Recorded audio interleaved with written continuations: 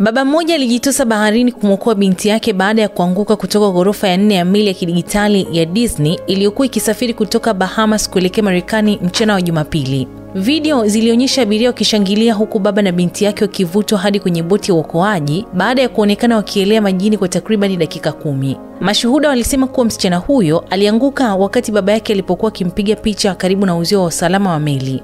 Taarifa ya mtu kuanguka baharini ilisambazwa kwenye meli na wafanyakazi wakakimbilia kuwaokoa. Meli ilikuwa inatembea kwa kasi sana. Ni ajabu ilivyo haraka hadi ilivyogeuka kuwa kama nukta ndogo baharini, halafu wakatoweka kabisa, alisema abiria mmoja. Kapteni alipunguza kasi ya meli na akaigeuza, kisha wakatumia mashua ya uokoaji na watu ndani yake kwenda kuwafuata, na tulishuhudia wakimwokoa baba na binti yake, aliambia CBC News, mshirika wa BBC nchini Marekani. Ilikuwa ikirejea Fort Lauderdale, Florida baada ya safari ya siku 4 kuzunguka visiwa vya Bahamas. Katika taarifa yao, Disney walithibitisha kuwa abiria wawili waliokolewa majini, lakini hawakutoa maelezo ya kina kuhusu kilichotokea.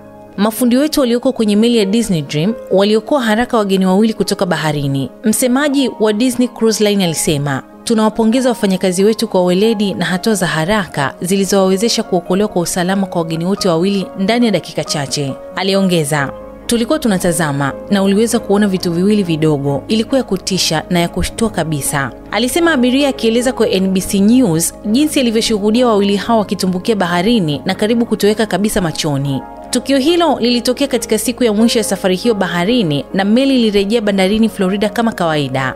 Ingawa ni nadra kwa abiria kuanguka kutoka kwenye meli za kitalii, mara nyingi huokolewa wachache sana wanapotumbukia.